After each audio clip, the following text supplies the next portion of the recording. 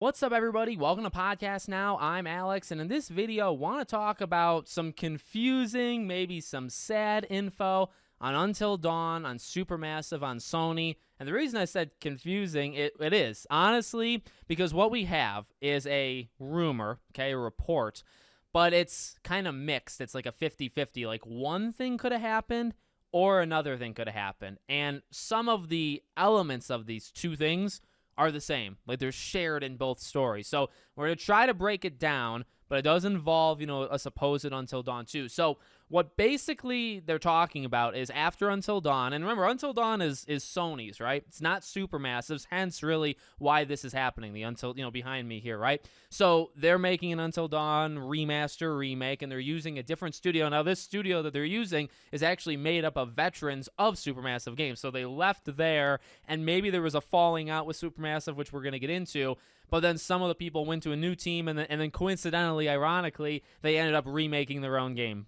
potentially. So I find that actually quite funny, no matter how the story goes. But the story here is that the Quarry was actually, at least at the very beginning, the Quarry was Until Dawn 2. And Sony provided funding, and this part sounds the same from both stories, okay?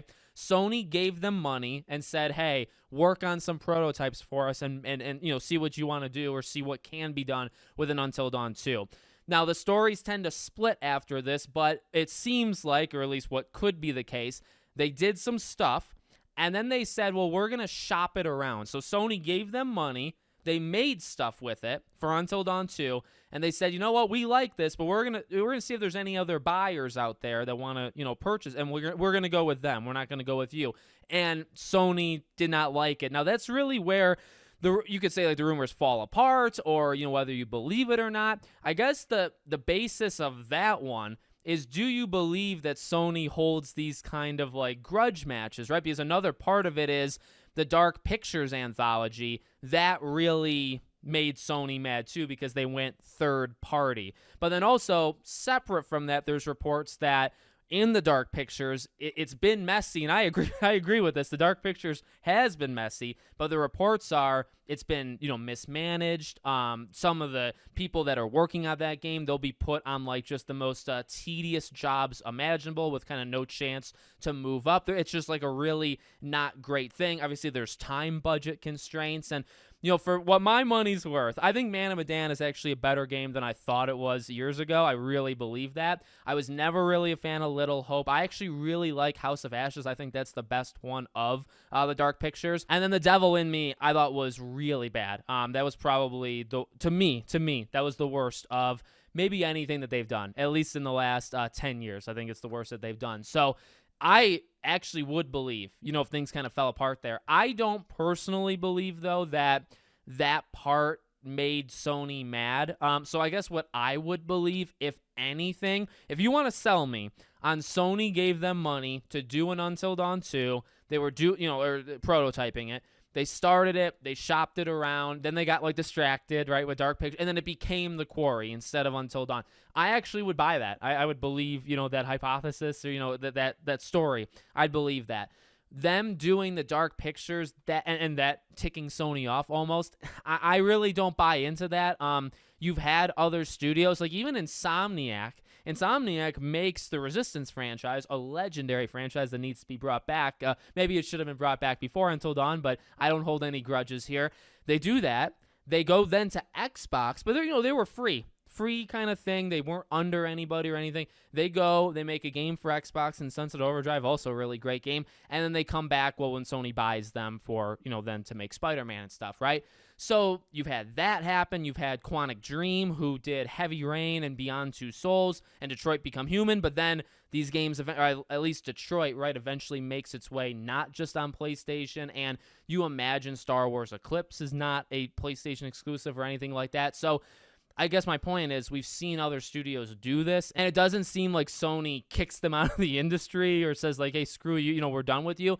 That doesn't seem to happen. I feel like that happens quite often, or at least often enough where you can kind of see it, right? So I guess the sad thing, why is this confusing? Well, I think we explained why it's confusing. We don't really know what happened. I think the part that definitely sounds the most believable is that they were prototyping in Until Dawn 2, which became the Quarry. That definitely sounds right. Now, I guess the question is, why did Until Dawn 2 change to the Quarry? Well, that's where maybe some of this other more speculative and more like conspiracy theory of like who's holding a grudge against who and, why did it break? That actually, some of that kind of needs to be true. Something needs to be true, right? Because you have to explain how Until Dawn 2, I guess if you believe that part, how Until Dawn 2 became the Quarry. Now, I'll say this. The Quarry, I think, is a pretty solid game, definitely.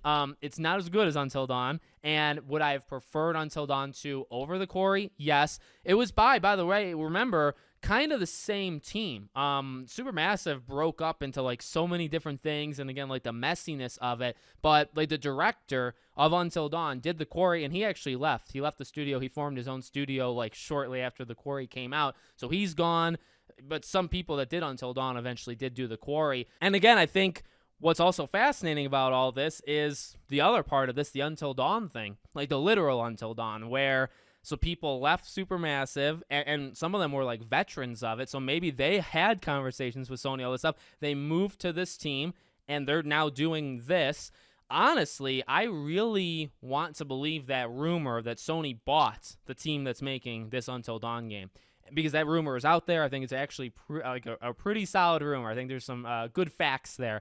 And if you want an Until Dawn 2, I actually think it's possible. And in fact, I'm starting to wonder more and more and more if this could be like a trial run. Because Until Dawn, the original, did pretty well. And so, while it is disappointing that I guess not that we almost had Until Dawn 2, I wouldn't maybe go that far, right? Because we didn't get that far. It was prototyping it. It wasn't like they were 2 years in development and then they stabbed Sony in the back and then Sony said, oh, you're not doing Until Dawn anymore. But again, I mean, that parts of that does make sense because Sony has that right, to give it out and take it away. So if they allowed them to do an Until Dawn, that kind of situation, they allow them to do Until Dawn and then they say, nope, you're not doing it. They can do that. So now they give this team, Until Dawn to do the remaster remake. They could do it Until Dawn 2, and we could have like the best of both worlds. If you and I still like Supermassive games. I like the games they've done generally. They're very up and down, but I still want more of them. And that Dead by Daylight one that they're doing, I'm intrigued. I'm definitely interested. I don't know if it'll be good, but I'm definitely going to give it a shot. Best of both worlds is to let Supermassive do what they want to do because they're more than Until Dawn, right? They're definitely trying to do many different things in horror. And then if you can have that, but then also have maybe an in-house Sony team, if they buy them, or if they already did buy them kind of secretly, if Sony has a team that's now like almost a horror specialist, and they do an Until Dawn 2, you just have the best of both worlds. Because I still think you can do an Until Dawn 2. I really believe that. An anthology thing makes sense, and I do understand why Supermassive went that way. I think it is logical that you could also do the same thing if you were in their shoes, but I do think you can make an Until Dawn 2. So hopefully it happens one day, and I'm dead serious. I try not to get myself too excited about these things because I've been let down with like Sly Cooper, and there's no hope for like Resistance or Killzone or anything like this ever coming back, so I get let down quite often. But I really feel like this could be the start, like a making of, hey, a test run. Hey, if this game does surprisingly well now, being just not a re-release, because they're doing actually a lot with Until Dawn, but if it comes out and it does pretty darn okay, sells maybe 500,000, maybe 1 million plus units, can we get an Until Dawn 2? I think that's actually a pretty solid possibility now. So let me know what you think in the comments. Make sure, as always, you're subscribed to the channel, bell icon turned on, and I hope to see you all on the next one.